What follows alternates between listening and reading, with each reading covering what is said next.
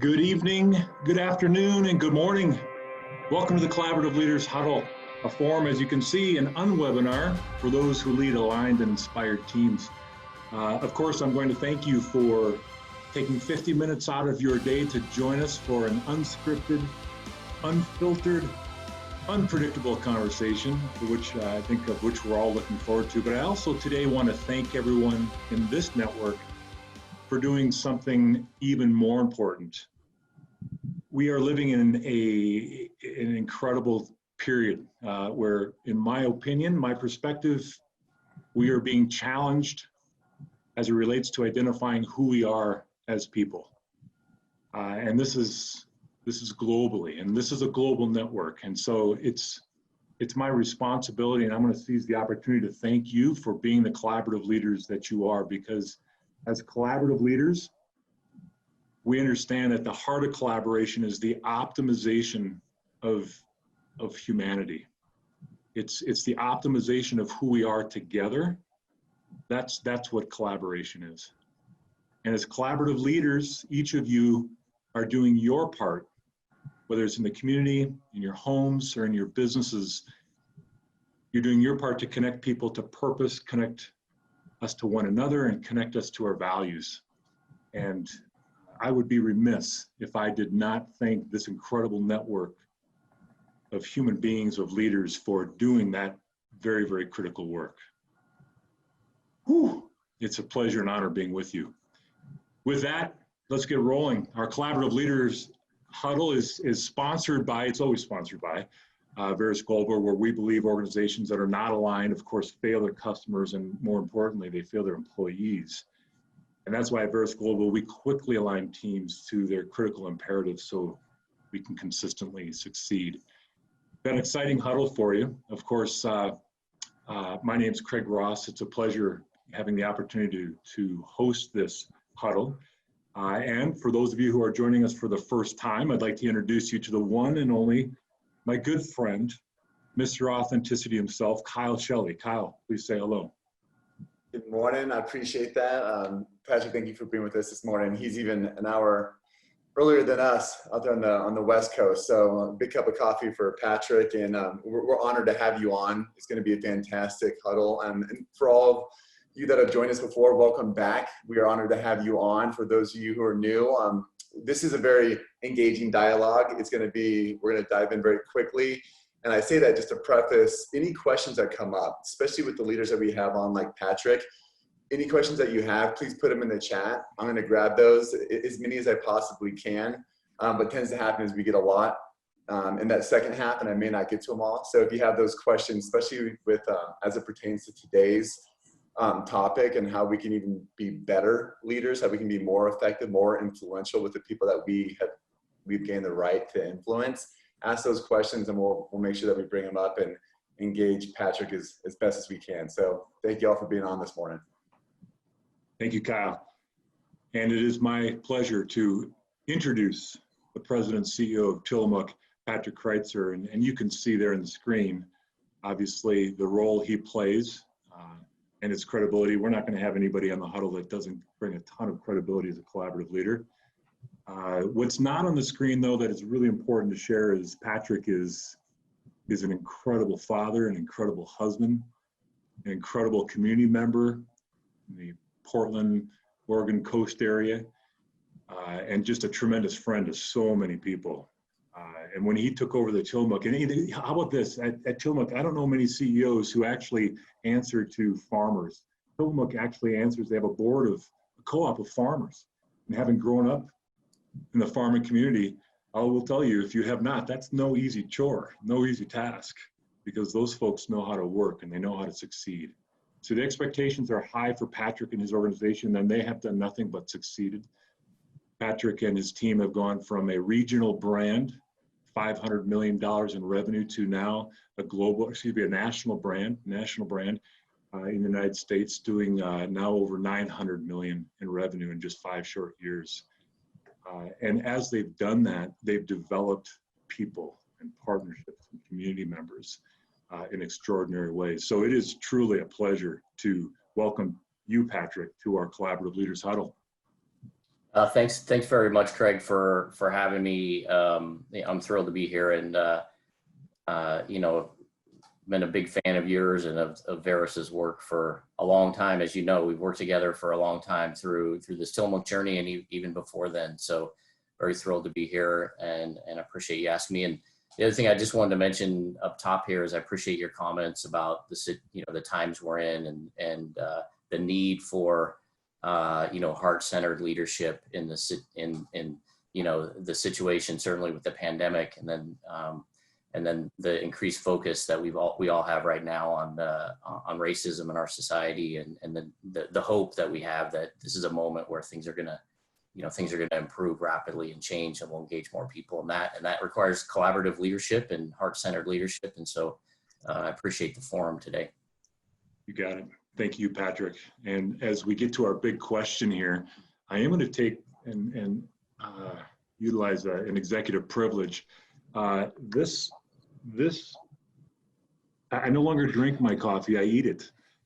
And I'm a little disappointed that it remains just a small batch. And so can you do what you can to move that from small batch to, my kids constantly have the mint chocolate chip and all the others, and I'd like to see what you can do to move this from the small batch to something more permanent, please. I have an easy solution for you, Craig. Just buy a dozen of those things. Okay, good. I've met the expectations then. All right, let's get rolling. Our big question, how do you get others to go all in on new plans? And this particular question is important because, as we all know, during this time, there's dramatic shifts in organization as it relates to our plans. What we wanted to achieve at the beginning of 2020, it's now looking different in so many ways. And so, Patrick, what are your pointers for us? How do we do this? Yeah, well, that's a great question, Craig, and I really appreciate you asking it. Because I believe fundamentally that the success that we're all trying to achieve in business, whatever form that is mostly about execution rather than strategy. And so what that means is we need to, as I've heard you say very many times, engage the hearts and minds of folks in the plan, in whatever this new plan is. And as leaders, I think it's key that, first of all, that we've laid the groundwork well in advance of whatever the new challenge we're trying to take on, new plan is. And then secondly, that we get clear about what the objectives are, and we create the environment for folks to thrive, get out of the way of the team, and let them do their work. So, I think I think the role of the leader is so important because it's also easy to mess up. It's easy to get pulled in to directing and describing the specific ways to get there, and then you miss out on all the talent that the team brings when they're all in the way you've described it. Got it, and love it. Now I want to drill down a little bit on that. Of course, leaders, and we're all leaders here, whether I have a smaller team or I'm part of a bigger organization or a business unit, what have you. Call it a town hall, call it a weekly meeting, monthly meeting. It's well known within Tillamook that you're using your weekly venue, if you will, that opportunity to really connect at a human level. As you prepare for your quote unquote town hall or your connects, what's going through your mind? What are you thinking so that you can make those connections that you're talking about? Yeah, thanks for the question. So so as we, in mid-March decided to have folks working from home. So we have right now around 300 people working from home, and then another 700 or so coming to our plants every day to keep producing the high quality food that we produce and help keep the nation fed. And so we recognized there were new ways we were going to need to reach out to people. I personally stayed out of our plants because we're limiting visitation to our plants to those that are needed to be in there in order to reduce the exposure to the community and to our employees. And so what we started doing is I first started with this twice a week kind of video town hall that folks dial into, and then we can broadcast and communicate and share in other ways for those that are working on shift during the time that I'm doing that. And so first twice a week, and then we continued it as once a week. And I wasn't really sure when we started it what the topic was going to be and how it was going to be handled. But as I talked about before, laying the groundwork for folks to be all in on the many challenges that we have now. One of the keys to that is just a level of trust, relatability, authenticity. And so what I've tried to do with the town halls is sort of identify a couple of topics that I think folks will be interested in, but sort of go free flow on it a bit. And those what that's resulted in is sometimes I've ended up telling stories from my own personal situation. I think it's important that everyone understands that we're all in a different situation with different levels of challenge as it relates to working from home and other things that are happening. But we all are dealing with this. And so, I've shared some thoughts about that, and from, examples from my own situation. And then I've also taken the opportunity to hit some topics that I think are important, even if that means that consumes most of the town hall discussion. The other thing I'll just mention is that, I try to reserve 10 or 15 minutes of the 30 minutes. So we're now on this kind of high frequency, short duration kind of interaction. And I tried to reserve 10 or 15 minutes for a Q&A. And, I never know really what's going to come up. And so sometimes that gives me an opportunity to say, I have no idea. I just don't know how to answer that.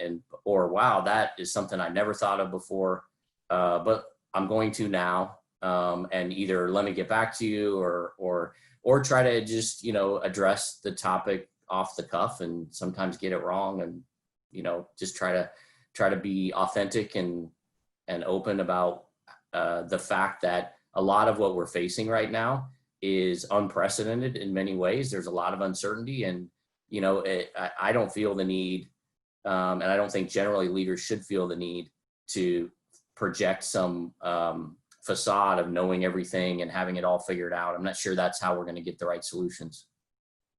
Excellent, Patrick. Thank you. I'm going to come over to Kyle here in just a moment. I want to highlight something that I hear in your words when we talk about being all in, owning plans. So often we hear leaders or see leaders emphasize the cognitive clarity of the plan, but you're adding that ownership is also the emotional commitment. Sometimes we see leaders go with just the emotional commitment, but they don't have the cognitive clarity. And I like how you're blending those two to ensure people are owning and going all in. Yeah, I appreciate that. I think certainly there's a balance, right? Because you can't say, well, we want to get through this thing and grow, so let me know how it goes. That's not going to be the right approach.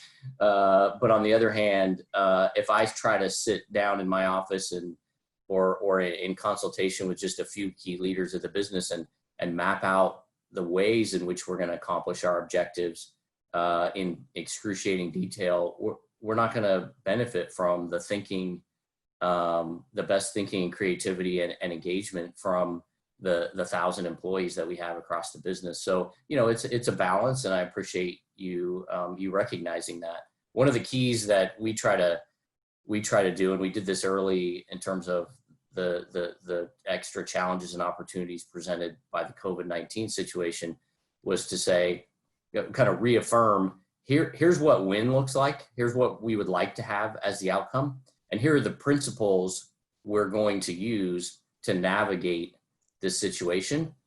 But we invited everyone to engage and participate in how we get there and how we get it done. And, certainly we're there along the way to try to provide resources, and we don't always get that balance right. But the balance you're describing, where we're engaging folks in terms of hearts and minds, and then creating space for them, has worked out pretty well for us so far. Excellent. Thank you for that. Kyle, thoughts, questions, and what might we be hearing from our network? Yeah, I thought it was what you just said about, what win looks like, and then inviting them into the how, and just thinking about, especially for a lot of leaders. I know when we have the civil unrest, you have the COVID-19 going on, and there's certain hot topics that a lot of leaders go, I don't want to touch that. But like, it's too hot. I don't want to engage in that. So they either just try to focus on what the end goal is. rally people like that, or they briefly wax across it. How do you see, and have you seen any barriers in your organization or others where they go, man, in smaller teams and leaders that are there with them to be able to engage in the things that are going on right now that might be really emotional? They may be pushing on some pain points for the employees that might distract them from that end goal, that win. And how do you engage them to help them really get their arms around the all-in aspect of it with this stuff that's happening? Yeah, boy, that's an interesting question.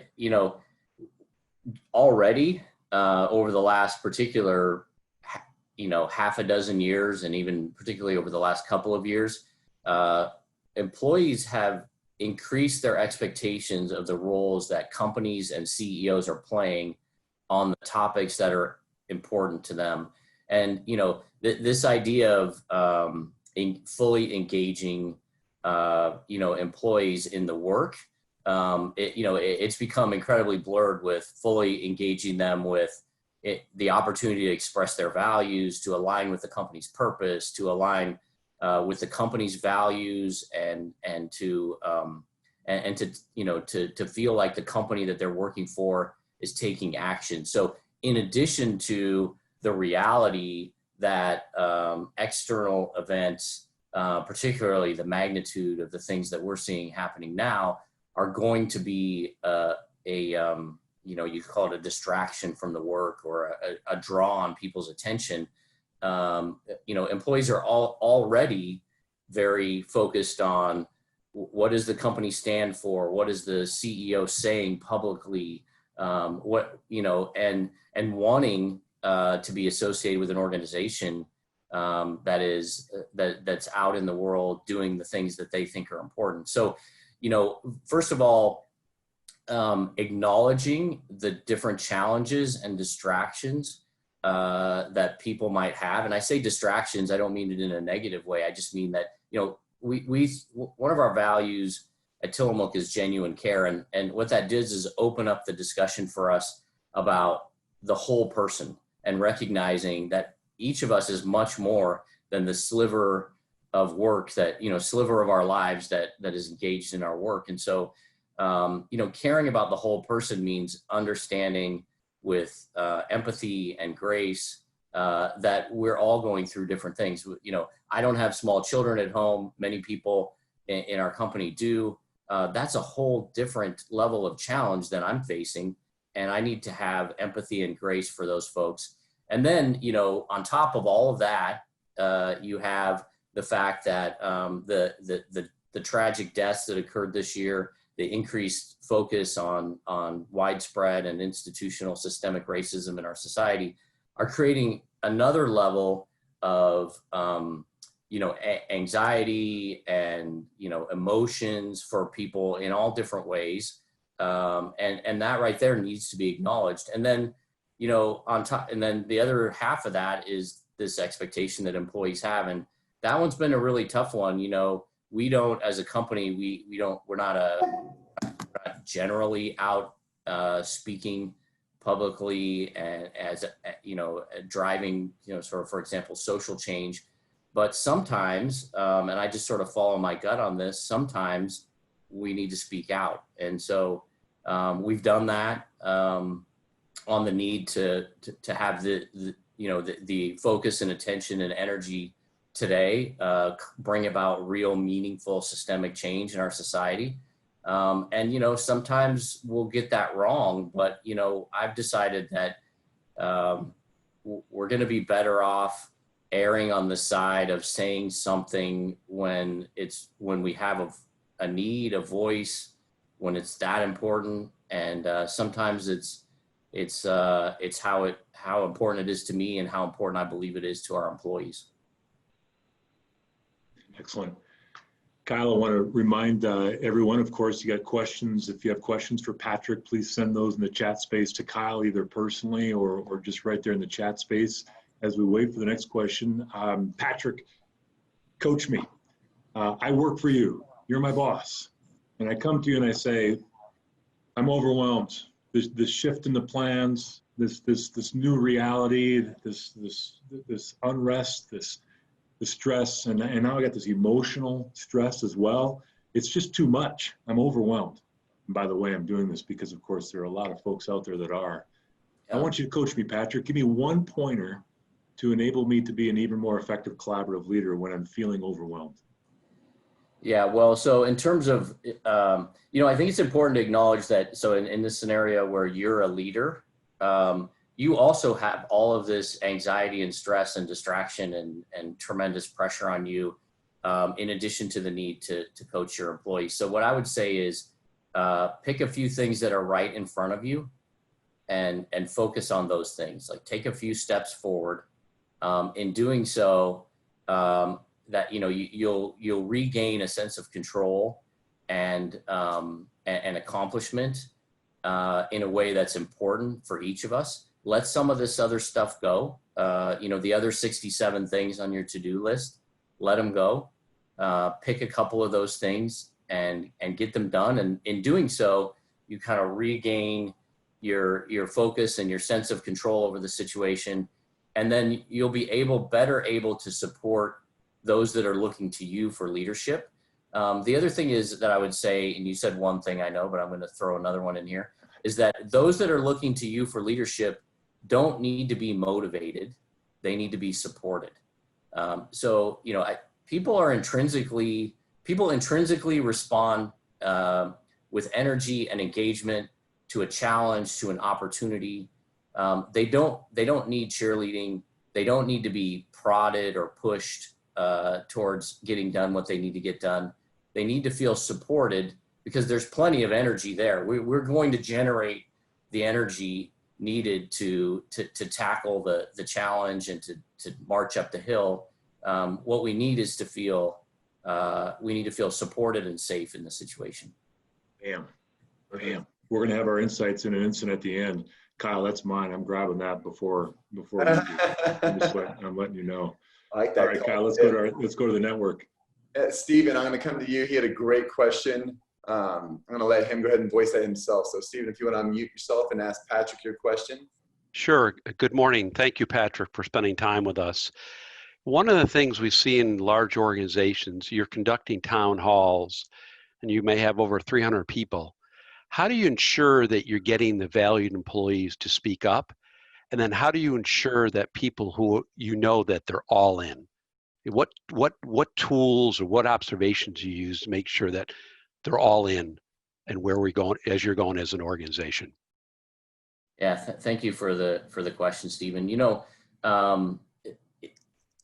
the forum that we're talking about here, it's really difficult to get folks to engage and speak up, sort of in the moment that might not be naturally inclined to.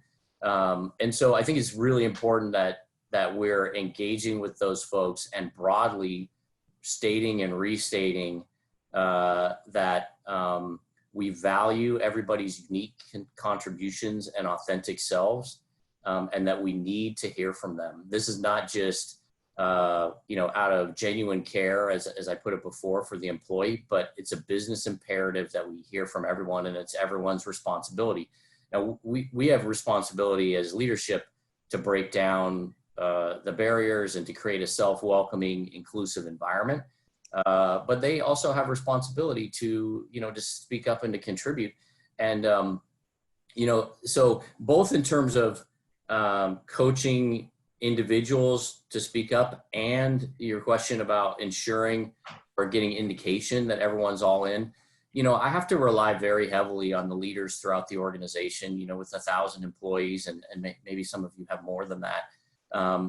It's so critically important that we're training, aligning, engaging with those that are closer to a lot more employees throughout the organization. And so we stay very focused on that. I reach out and talk to managers, especially in this virtual environment, throughout the organization, encourage them, have conversations with them, because I know really most employees, their experience is not with me. I hope I can influence somehow by stating and restating our principles, our purpose, our objectives, our values, and reinforcing that behavior. But I can't, they're not going to interact with me every day. And so it's so critically important that we're coaching and supporting and developing those direct leaders, so that when there is a larger forum, they're feeling encouraged to speak up, and folks are all in. And I'm hearing that when they're not, so I can try to do my part to adjust accordingly.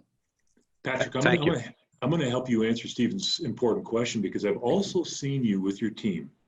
And I think this is really critical. And as collaborative leaders, if we're going to be optimizing and leveraging the diversity of thoughts, perspectives, wisdom, and so forth, I've seen your team, people within your organization, disagree with you and dissent and share alternative perspectives. And I think as collaborative leaders, that's an important reminder for me anyway, that in the moment when someone's sharing something that I perhaps might not be ideal, might not be what I think is the right thing to do, my response in that moment will predict how many people will be speaking up in future meetings. And you do that. Absolutely. Yeah. No, I appreciate you saying that, Craig. I appreciate you saying that, Craig, because well, I talk about this with leaders in our organization a lot. An opportunity, if you're wrong, it's a tremendous opportunity. Or if someone disagrees with you, whether you're right or wrong, or you're going to agree with their point of view or whatever, that it's such an opportunity to lift that moment up and say, see, I really do want you to say something. Or look, hey, I want to share with you that I made a mistake here, or that I was wrong about this. And those, those are probably not super frequent occurrences. Not that I'm not wrong. I'm certainly wrong plenty of times, but just when it all lines up and you have that opportunity to say, look, I want to share with you that I thought this, and someone had a different opinion, and here's the value of that. And I've changed my mind about this, or, it added so much to the conversation. And so lifting up those examples is so important. And just slowing down and saying, okay, wait, let's stop for a second and recognize what just happened here, and how much we appreciate it. That's key. Slowing down the moment, lifting up that moment that resonates. Kyle. A question, Patrick. So you said something that was really interesting, because you mentioned the business imperative. During these times, being a CEO, being a leader of the organization, do you shift from when things are going really well and you're focused on, hey, these are the objectives, they're business objectives, we're going to be hitting X, Y, and Z, more objective things that we're driving towards.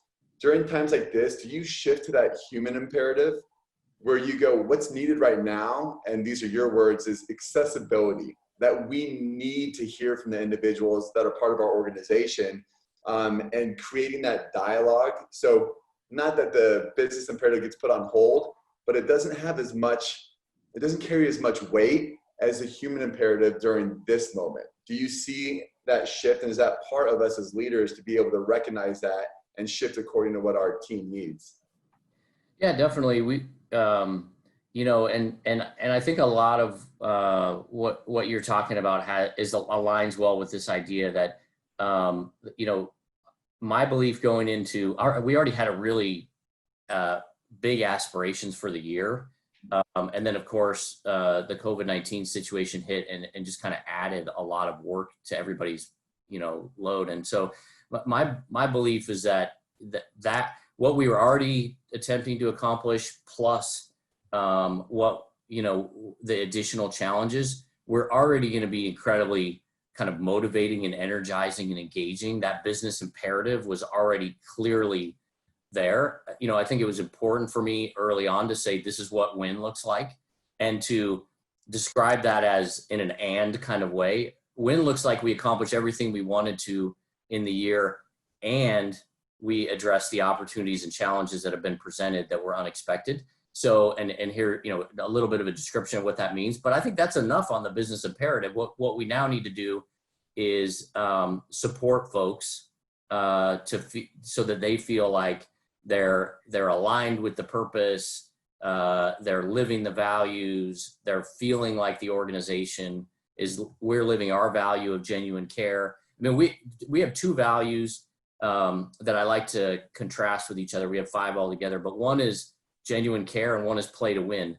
And at times there's some tension between those two things, but that's the point. The point is we play to win, but we're going to do it the right way, consistent with our values and with genuine care for the people working in the business. And so the two things you just, as you described, Kyle, they're not independent. They're not separate. But certainly, I always have a tendency to emphasize the human imperative because, again, I do think that as leaders, create the environment, create the clear objective, get out of the way as best you can and support anyway. I have a follow-up to that. Craig, I know you want to jump in, but as I'm hearing you talk and I'm listening to the words that you're using to describe what's going on, a lot of the psychology behind it and the research is how important our words are. And we talk a lot about the energy map and some of our tools, and we use certain words or we identify opportunities or problems very strategically, because the power of those words when we're hearing them, even on an unconscious level, can shift how we feel about a certain situation. And I hear you using very specific words that are more, I don't want to say positive, but they're more uplifting. There's an opportunity here. They're how we frame something. How important do you see that as a leader right now in interacting both with your team overall and your leaders throughout the organization to make sure that, yes, we're not putting our heads in the sand, we're addressing what's going on, but there's a way in which to look at it where it's an opportunity to grow the human imperative, to grow our empathy to one another and to do it with care, and using the right words to be able to make sure that we stay with the right energy of the organization. How important is that? Well, I think it's super important, especially if a lot of folks in the organization are only going to hear a limited number of words from me on an ongoing basis, unfortunately. I'd like to spend more time with everyone.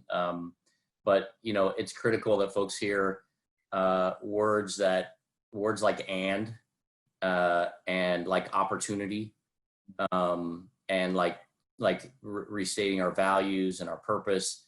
It's super important because I know a lot of, it's still a struggle for me a little bit, and it probably is for other leaders too, and sometimes even embarrassing.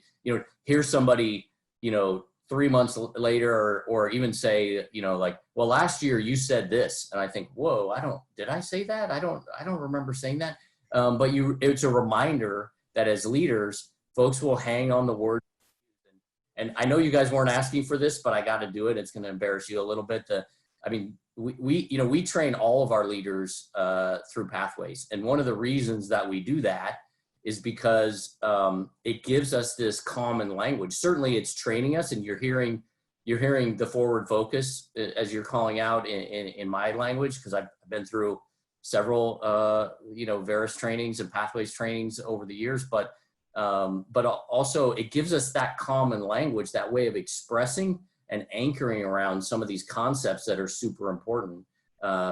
Human imperative, forward focus, some of the things that in our values. It gives us this language, a way to anchor on those things.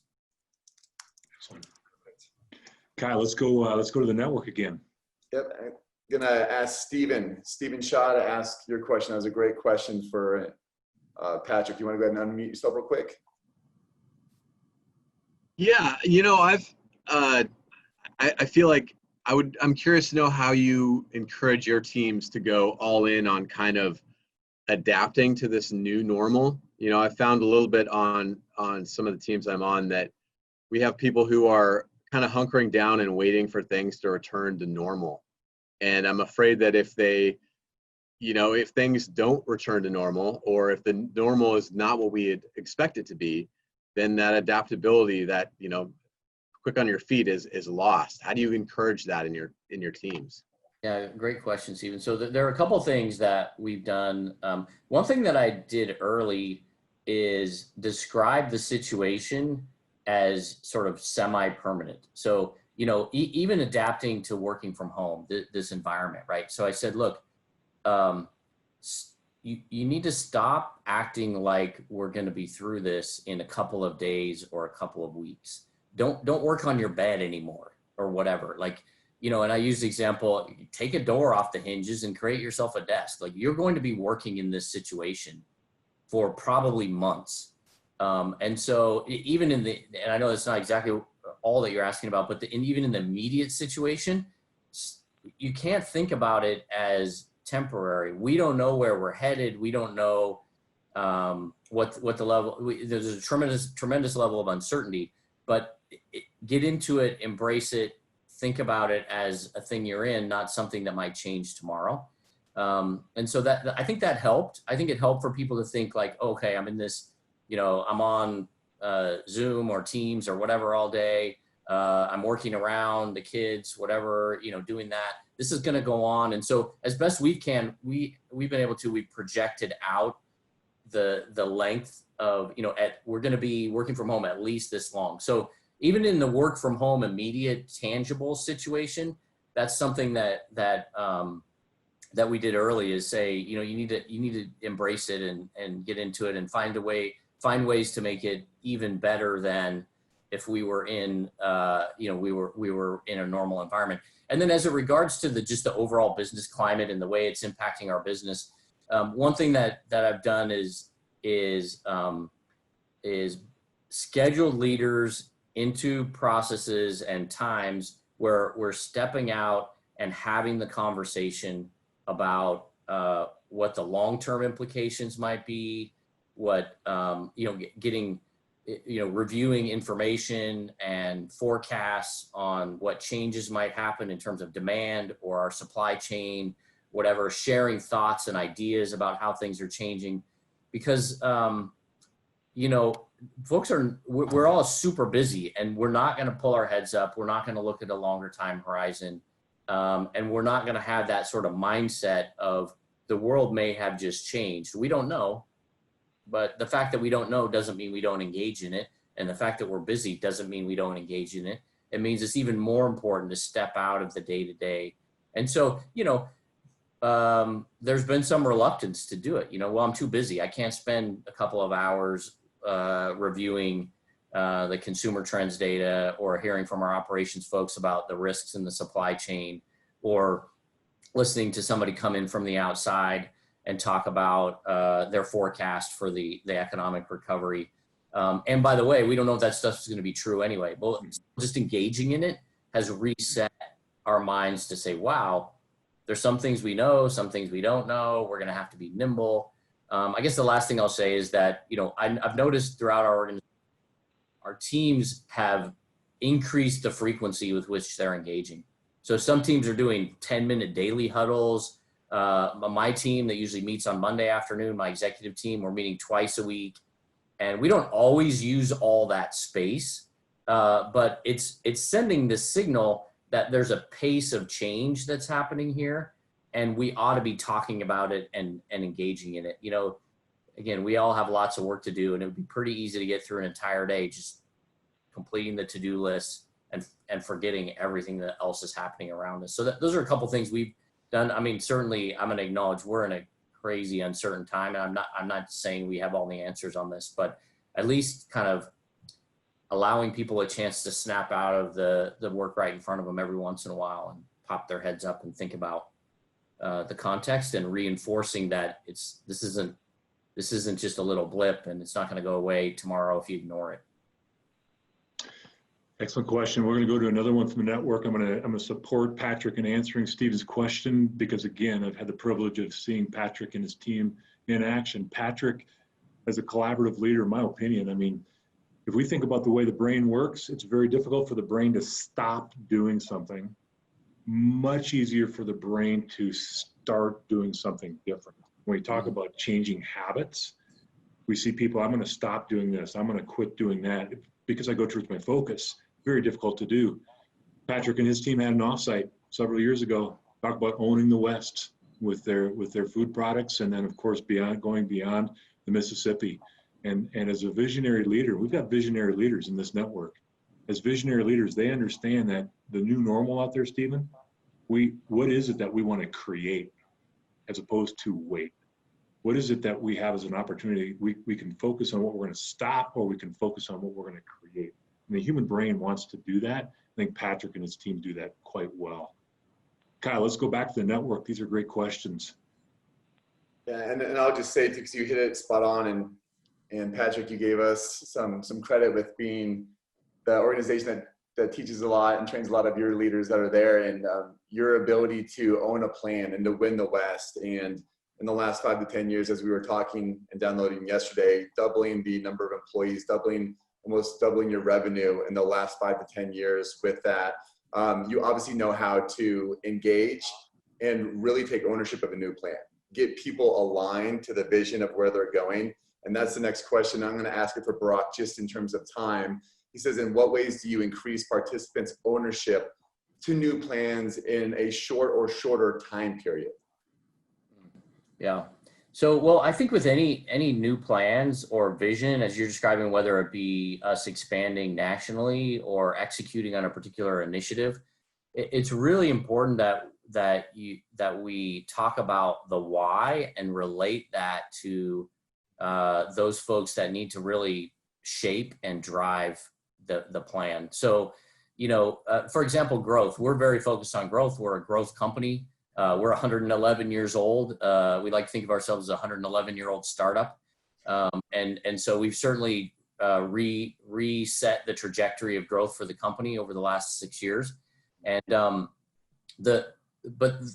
growth for some people, growth just means more work for a lot of people. I mean, it's not I could talk about it all day, growth CEO, want to drive it, but why is this important? Like fundamentally, why would we drive growth? How does that help us serve all of our stakeholders better? And then how does it relate to folks individually in terms of their interest in impacting stakeholders and working for a company that's doing good in the world, their personal interest in terms of development and taking on new challenges and opportunities, their financial security, because people have different objectives. When I'm talking to our folks in the plant, they want to know that the company's going to be around for another 100 years, so they can, a lot of them, so they can have a great career, doing something similar to what they're doing today. They like the predictability and the stability. Other folks that work in our plants and in other parts of our organization want opportunity to learn new things, new technologies, grow into different roles. And so how does growth help that? So as an example, I think both explaining why it's important for the company to achieve this objective, and then also why it's important for the individual. But you have to leave enough room for them to interpret for themselves, because I don't know what everybody's I don't want to pretend I know exactly what everybody's objectives are. So we kind of lay out, when we're talking about it, different ways in which people might engage personally with the objective and feel supported or enriched by the objective. Perfect. Very cool. Kyle, we've got time for one more quick one as we begin to wrap up our time together with Patrick. Is there another comment or question from the network that we could address quickly? Yes. And I'm going to Tiago, because it's going to be fun to say this. Tiago Goder. Early in the morning, I feel like I'm practicing being able to say that, and I probably butchered it. So Tiago, if you want to unmute yourself real quick, let us know if I butchered your name, and then ask your question to Patrick real quick for us.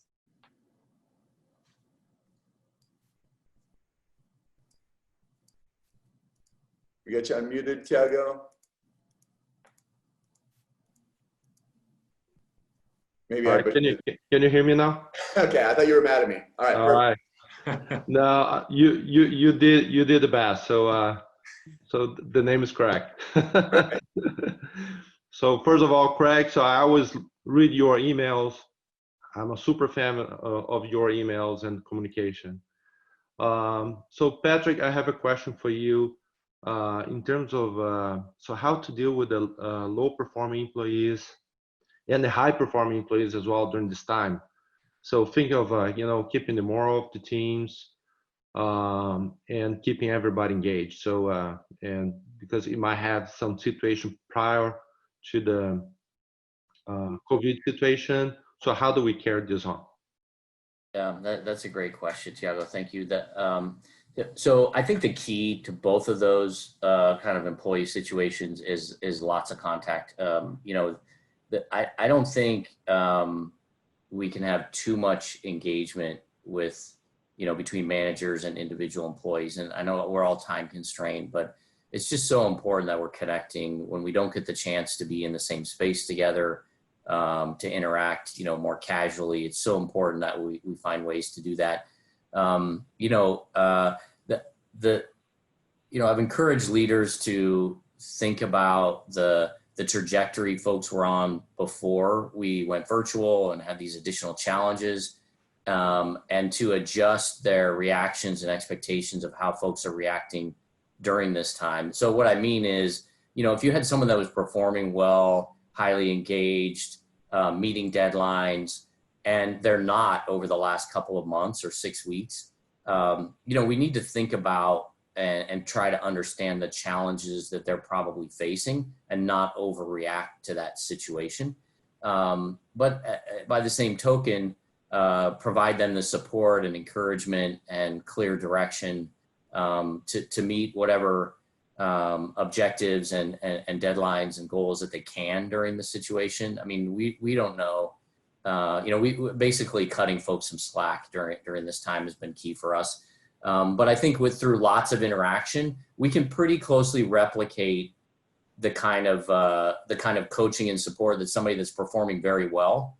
And maybe there's new ways to lift them up and give them exposure to more people, in different locations, or give them bigger forums digitally and virtually than we could have before. Invite them to one of my team meetings or larger group gatherings, or during my town halls, recognizing people's accomplishments. So there's new forums now to encourage and recognize the high performers. And then low performers, I think it has to do with just lots of contact, but also empathy and understanding for the situation that we're in. Perfect. Excellent. All right. And Thiago, thank you for leading in the network. Thank you for the feedback on the weekly email, the blog. We write that for you. There's no doubt about it. You're the one that's out there making the difference and optimizing the talent around you. All right, we're going to, of course, wrap things up with our insight in an instant, an opportunity for the three of us to share insight. I'm going to ask, as we do that here in a moment, for you to participate in the chat space by sharing what your insight in an instant was. What was the most important thought you had? Perhaps you were reminded of something that was deeply important to you, or you heard something new. As we do that, we think about that. Sherilyn, if we could go to our slides. We want to make sure that we're leveraging the network and supporting the network in every way possible. And so many of you are familiar with those resources. Thank you for the thoughts, the comments that you send directly to us. Of course, the conversation continues in LinkedIn. Our Connected Focus video, it's been extremely popular. If you're looking for questions to be answered there, please send those directly to me. And of course, if you're a fan of dairy products, whether it's cheese or ice cream, it's a staple in the Ross household, and invite you to look for your Tillamook products in your grocery store. They're just about everywhere now. Also, want to invite the network here, of which everyone's a part of. Who would you like to see as a future guest? You know collaborative leaders that are doing things like Patrick and Tillamook, they're accomplishing. If you want to draw their attention to us and make that connection so we could invite them to participate in the huddle, please direct your email and that attention to my colleague Kyle Shelley. That'll be really important. All right, Sherilyn, we have this opportunity to share with the network our next guest 2 weeks from today. A big question, and we were pointing at it a little bit today. Really excited about Dieta Jones, a powerful speaker, an influential thought leader, and excited to explore with her and the network. How do we find our leadership voice during this time? If you haven't figured it out already, I'll be transparent. We're answering questions that Kyle and I and everybody at Verse Global, we're seeking answers for. So we're in this with you, and I'm really excited to learn from Dieta and hear from you and our network around how do we get even better at finding our leadership voice during this incredibly intense period of racial injustice. All right, with that, let's hear our insights in an instant. Kyle, we're going to start with you. What's been most meaningful for you? Perfect, and thank you, Patrick, for being on. Two the insights in an instant for me. One is to state and restate that we need to hear from our team, that we need to. That's the business imperative. And it's important for that to happen. And number two is when you say growth means more work for some people, really understanding what their why is and why the growth of the organization would relate and correlate most likely to the growth that they're looking for as an individual. And being able to use together that why for people in the organization, not assuming that their why is our why as the enterprise. I thought those were the two brilliant insights that I got during the conversation. So thank you for that. Excellent. Thank you, Kyle. And as I share mine again, and invite to everybody else to put yours in the chat space, I'll add this. If I had an aspen tree, for every time I heard someone say, how do I motivate my team? I'd have a lot of aspen trees. Thanks for the attempt at humor there. It's so common for leaders to say, hey, how do I motivate my teams? And Patrick, your comment, we're less concerned about motivating our team and more concerned about supporting them, especially during this time. That was my insight in an instant. Thank you so much. How about you, Patrick? What's been meaningful for you? Yeah, well, first of all, just hearing the questions, the fantastic questions, just, you know, it was super inspiring for me to think about all the leaders participating in this network and here this morning that are you know, really leaning into how they support their people, how they lead their organizations. You know, that came through loud and clear in the questions, and so that's so inspiring to me and something I'm going to take forward with me. And then, you know, Kyle, your framing of the business imperative and the human imperative and how to, you know, kind of explicitly think about those things and balancing them is something that I'm definitely going to think about as an overlay to the work that we continue to do here. Excellent. All right. Thank you so much, Patrick. Thank you to Collaborative Leaders Network. Just a reminder, let's move this from the special batch, the Stumpy Town, the coffee ice cream, so I can get it more consistently in my grocery store. A reminder to everyone, we'll look forward to seeing you in a couple of weeks for our next Collaborative Leaders Huddle. And remember, leadership matters, but only teams deliver. Thank you for being collaborative leaders. See you again soon. Thank you, everybody.